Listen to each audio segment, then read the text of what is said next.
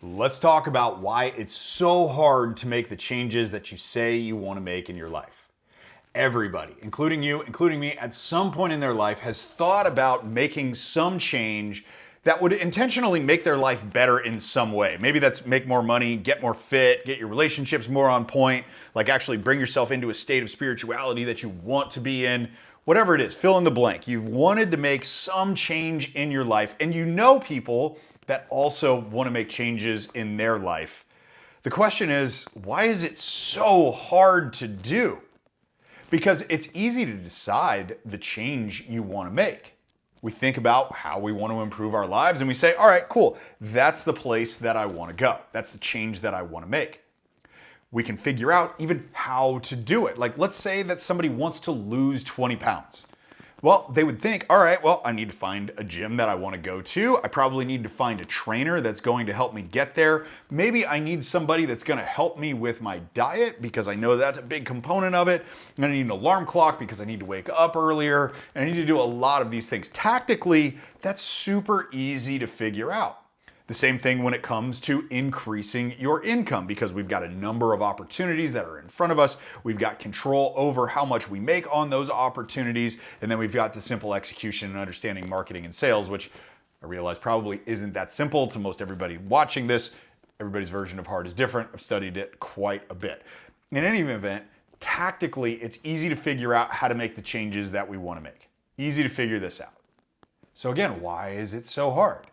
If it's not hard to figure out where we want to go and how we want or what we want to do to change, and it's not so hard to figure out how to do it tactically, why is it that so many people say, I want to change, but so few people raise their hand and go, I actually changed? Well, the answer to that, over thousands of hours of research and working with tons of people on how to do that, is that change isn't about tactics, it's about emotions. Because you are the main catalyst that's going to be there for change. And being a human, you have emotions. And those emotions can either be positive or negative. In this case, we're going to look at excitement, and we're going to look at doubt, and we're going to look at despair, and we're going to look at elation. Those are pretty much the four emotions that we deal with in what scientists will call the emotional cycle of change. And in this, it is a model that will help walk you through the emotions.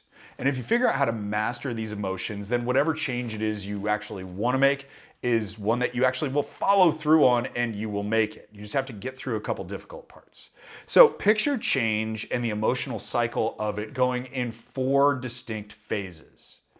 Then, clinical psychiatrists have their names for it. I changed the names a little bit on these phases because they sound more fun. But the first phase we'll call fired up. This is where you're super excited about whatever change it is you want to make. Let's say that it was the losing the 20 pounds thing, and you're like, all right, I got my new shoes, I got my gym shorts, I got my membership, I'm really, really fired up. I think this is going to be awesome. Like maybe you bought a bathing suit that you want to fit into when you go on vacation in 6 months, and you're like, all right, that 20 pounds off is going to look really good. I'm going to buy it 3 sizes too small, so I know that I've got to do it. And you're fired up, you're feeling like this is going to be my time. You ever feel that when you want to make a change? Well, we get to phase 2. Phase 2, again, this is where I changed it. It's called fucked up, because you start to feel a little fucked up about all of the stuff that you're going to have to do to actually accomplish your goal. Because you've moved past that initial excitement phase where you feel like sky's the limit, got all my new stuff, I'm ready to go. And now you're sitting there in a phase of doubt. You feel kind of fucked up about it. You're going like, man, I don't know if I've got it in me to make this change. I don't know if I've got it in me to wake up earlier than I want to wake up so I can go to the gym, so I can be sore, so I can be sweaty, so I can be uncomfortable, so I cannot eat the foods that I want to eat, so I cannot drink the drinks that I want to drink. Like all of those that make you doubt, like, hey, is this really going to happen? Because self-doubt's something that we all face all the time. There'll be a video on that.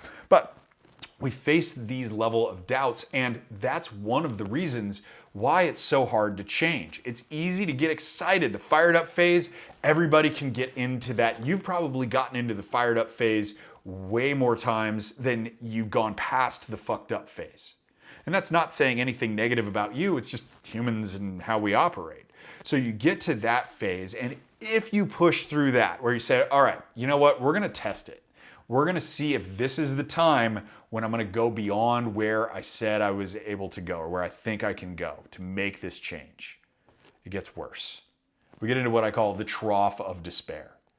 And this is where it just feels like nothing's working. So using this example of weight loss, even though pick whatever you want, pick whatever change you want. So we'll use weight loss example. This is where nothing's working. It's like, man, I step on the scale and I've lost 1 pound in like 2 months, even though I feel like I'm working harder, I'm eating better, whatever. Like I've got this trainer and it feels like nothing's working. The trough of despair is where most people will tell themselves, you know, it wasn't so bad back where I started. It wasn't so bad being 20 pounds overweight. Wasn't so bad not making the money that I want to make. Wasn't so bad when I would fight in my relationships all the time. Wasn't so bad when I wasn't spiritually awake. Wasn't so bad back there because it wasn't this bad. It's a terrible feeling to be in the trough of despair. I've been there a lot. And that's why it's so hard to make changes, because people get to that trough of despair where it feels like nothing's working because the progress isn't coming as fast as they want it to. That's all it really is it's our understanding of how quickly we think we're going to get something versus the amount of time it actually takes. Now, most of the time, whatever effort we think it's going to take us to get something, it's usually like much more than that. And so we have to be able to figure out that it's like, all right, where I am right now is exactly where I need to be. Exactly enough.